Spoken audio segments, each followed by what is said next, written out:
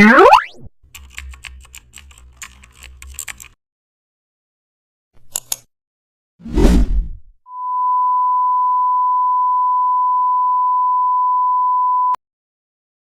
back to the channel. Don't forget to like, share and subscribe for more updates.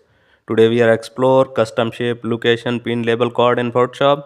Open Photoshop and create a new canvas. Select the custom shape tool from the toolbar. From the shape picker, choose a location pin shape and click once and drag to draw the pin. Hold shift to keep proportions correct. Change the fill color to red. Now select the rectangle tool. Draw a small rounded rectangle next to the pin. Change its fill color to white. Place the rectangle slightly overlapping the pin. Select both shapes and align vertically. Add place name text inside the rectangle. Adjust font size for readability. Double click the rectangle layer and add a soft drop shadow. Press OK. Zoom out and preview. Location label looks clean and